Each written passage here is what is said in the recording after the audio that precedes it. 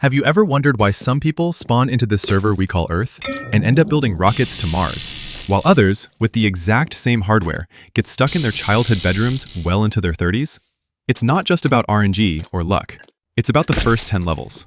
According to a comprehensive analysis of developmental foundations, the trajectory of your entire life is disproportionately determined by the code written between age 1 and age 10.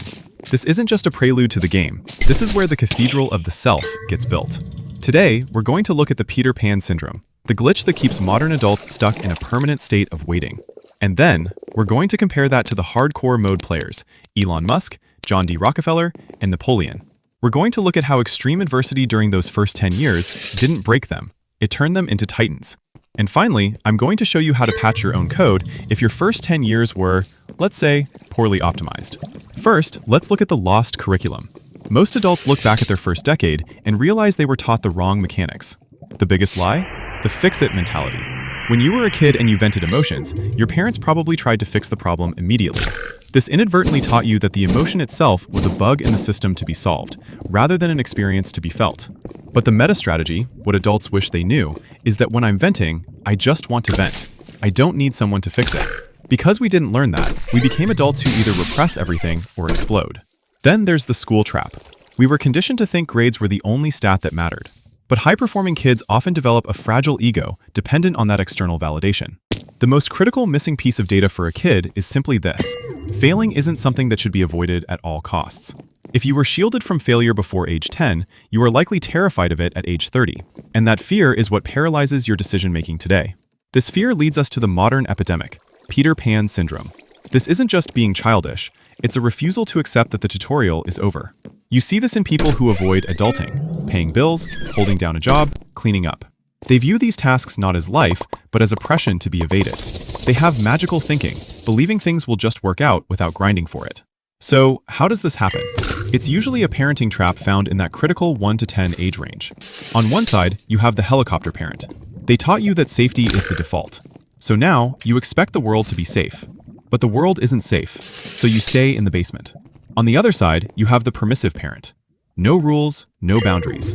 You grew up believing it's okay to do whatever you want. The problem? You never developed a superego. You're running entirely on impulse. Add in a wrecked economy where rent is impossible, and you have a feedback loop where the Peter Pan retreats further into safety. But here's the paradox. If trauma and difficulty mess you up, why did the most powerful people in history have the absolute worst childhoods? Let's look at the logs. Elon Musk. Before he was the richest man on Earth, he was a small kid in South Africa getting absolutely wrecked. He wasn't just teased, he was hunted. A group of bullies once pushed him down a flight of concrete stairs and beat him until his face was unrecognizable. He was in the hospital for 2 weeks. And when he got home, his father, Errol, didn't comfort him. He berated him, calling him a loser. Musk described his dad as having a carefully planned evil nature. Musk didn't get Peter Pan syndrome. He disassociated. He decided Earth was unsafe. People were unsafe, so he retreated into computers. His vision for Mars? That's the ultimate dissociation. If this world is a nightmare, I'll build a new one. He weaponized his trauma. John D. Rockefeller. His dad was literally a con man named Devil Bill who sold snake oil. Bill once bragged, "I cheat my boys every chance I get. I want to make them sharp." Imagine your dad scamming you at age 8. But his mother was the opposite. Strict, religious, disciplined. Rockefeller synthesized this.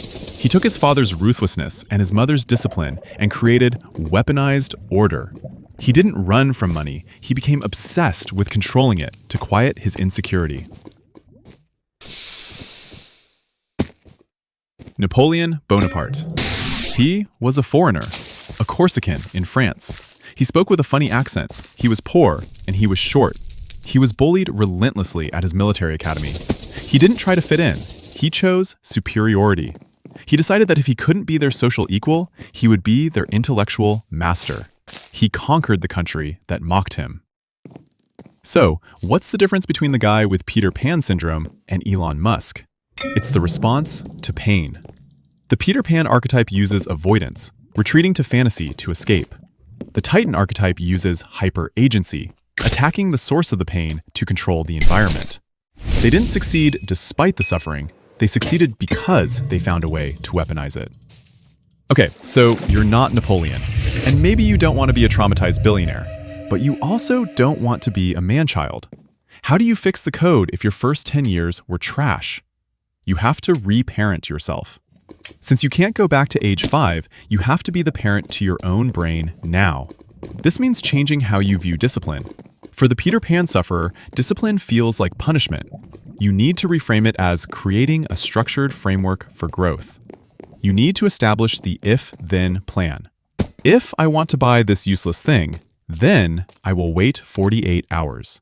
You have to train your prefrontal cortex to override your dopamine receptors.